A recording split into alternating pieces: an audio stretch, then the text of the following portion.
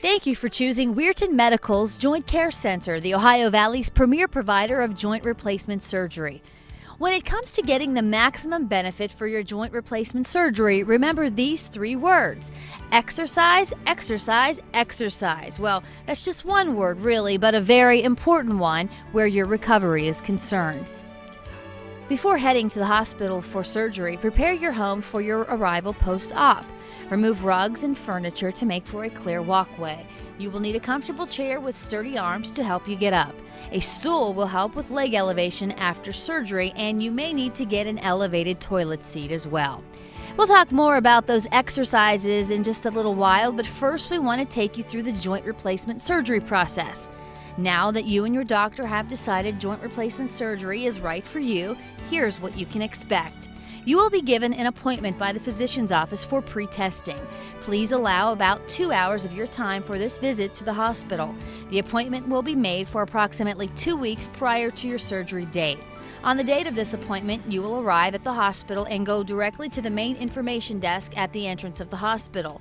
Once you're registered, you will be sent to the pre-testing area located off of the main lobby in the hospital.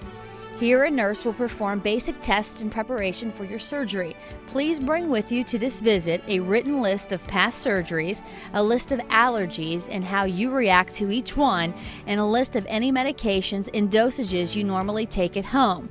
Remember to include any herbals, vitamins, or any other over-the-counter medications that you take on a regular basis.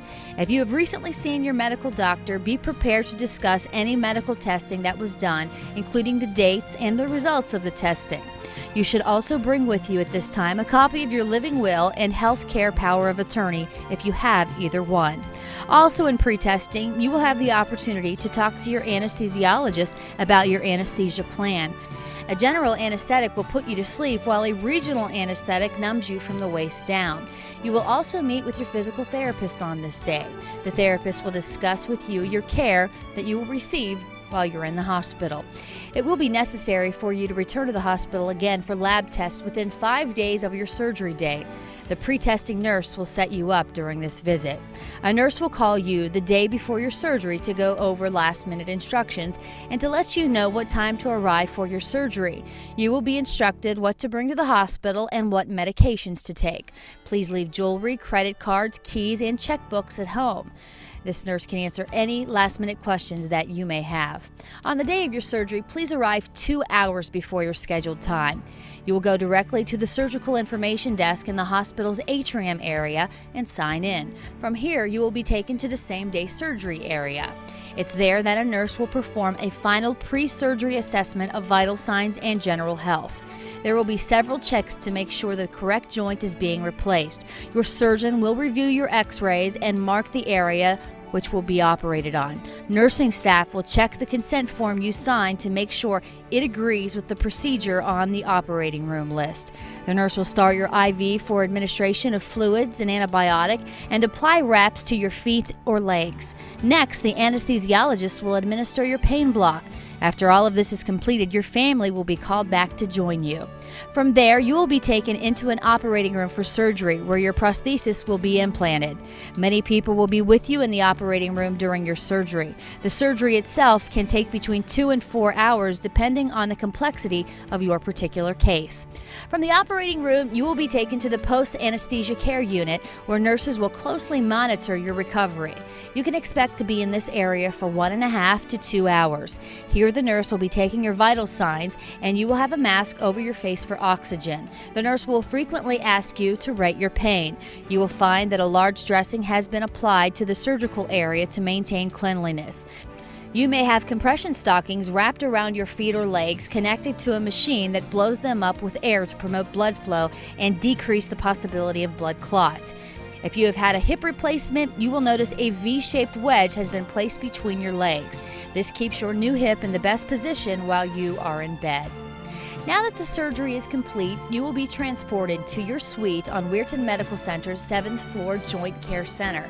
That's where our staff will make every effort to minimize your pain and to keep you comfortable. Be prepared to stay in the hospital for 3 to 5 days after your surgery. You may require additional aid through a home health agency upon discharge, while others may need to continue their recovery in a rehabilitation facility. Our staff will monitor your blood pressure, your pulse, respiration, temperature, and circulation. You will have a catheter in your bladder, which will be removed 1 day after surgery. You will also have a pain pump and ice through an ice machine on the affected areas. Knee patients, you will be attached to a machine to passively bend and straighten your leg. Keep in mind, a drain may be placed in your joint in order to remove fluid. Now to those exercises. Not only will you be exercising your newly replaced joint, but your lungs as well, which is critical to your recovery. A physical therapist or a nurse will come right to your room to instruct you in your exercise program, to help you out of bed and begin walking using a walker. Remember to do the exercises slowly and remember to breathe. The exercises may cause pain, so we advise you to request your medication 30 minutes prior to exercising. Do these exercises before your surgery, during your hospital stay, and when you return home. Repetition will strengthen your muscles. If you have any questions, please ask your physical therapist or your orthopedic surgeon. Remember to perform all exercises 3 to 4 times a day. All right, let's get started. First, we're going to do ankle pumps for hip and knee replacements. You want to bend and straighten the ankles. Do 20 reps 4 to 5 times a day. The motion is like pressing on a gas pedal. This will increase circulation and decrease risk of blood clots. Pause the video here so you can do 20 reps of the ankle pump. Now on to quad sets for knee and hip replacement patients. Lie on your back with your legs straight. Tighten your thigh muscles for 5 seconds and press the back of your knee right into the bed. Repeat 20 repetitions. Remember to breathe. Pause your video here so you can complete 20 quad sets. Now to the heel slide for knee and hip patients. Lie on your back with your legs straight. Slide your heel toward your buttocks and slowly return to the starting position. Keep knees and toes pointed upward. And remember, don't let your leg drop. Pause the video here now to complete 20 heel slides. Hip and knee patients will both need to do this next exercise. It's called the hip abduction. On this, you want to lie on your back, keep your toes and knee pointed upward, and slide your leg to the edge of the bed and back to the starting position. Pause the video here and repeat this 20 times. Now to the straight leg raise. For these, you lie on your back with one leg straight and the other leg bent.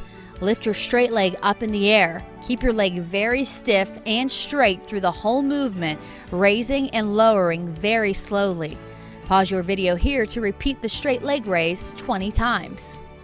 Now the following 2 exercises are for knee replacement patients only, so hip patients, you want to skip these next 2 exercises. Okay, to the short arc quad. These are for knee replacement patients again. Knee patients, place your pillow under your knee while keeping your opposite leg straight. Straighten your knee while tightening your thigh muscle. Pause the video here and repeat the short arc quad 20 times. Now to the long arc quad. Again, this one is for knee replacement patients only.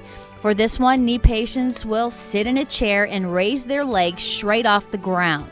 Hold it there for 5 seconds and then relax. Pause the video here and repeat 20 times. Now to gluteal sets. This is for hip replacement patients only. Knee replacement patients can fast forward to our next section. Hip patients, here we go. For gluteal sets, we want you to lie on your back, tighten your buttocks, squeeze your hips together, and hold for 5 seconds. Then relax. Breathe so you don't increase your heart's workload. Pause the video here so you can complete 20 reps of the gluteal sets. With the help of your physical therapist and a walker, your exercise routine will include walking and stair climbing. The goal of therapy is less pain and better joint function. You should have 0 to 115 degrees of motion in your knee 3 weeks after surgery. Remember to walk at a normal pace, look in the mirror, or have someone tell you if you are walking straight. Your recovery depends on how you follow your rehab plan. Remember, keep your wound clean and dry. You can shower when you're strong enough and the wound is healed. It's common to have pain and stiffness after surgery, and remember to be careful going up and down stairs. Remember to ice your knee intermittently after exercising at home. You can elevate your knee as well. As you and your doctor have discussed, there are risks with joint replacement surgery. Risks such as infection, bleeding, blood clots, urinary tract infection, pneumonia, and dislocation. Call your surgeon if you have the following symptoms: increased calf pain or swelling or tenderness, redness, chest pain, shortness of breath, or coughing. Report any symptoms of infection to your surgeon, including persistent fever, shaking or chills, swelling of the wound, drainage of the wound, or increased knee pain. Hip patients do not cross your legs, do not bend greater than 90 degrees, and do not turn your leg inward or outward. Place a pillow between your legs at night. And watch for the following signs of dislocation: shortening of leg, leg pointing inward, or sudden groin pain. As for driving, you can get back behind the wheel of a car in 4 to 6 weeks. Remember, a well-balanced diet with an iron supplement can help with your recovery. Make sure you continue to exercise at home, gradually increasing the amount. Exercise is key to your recovery. We sure do hope this video helps. If you have any questions along the way, don't hesitate to call us at Weirton Medical Center. Good luck!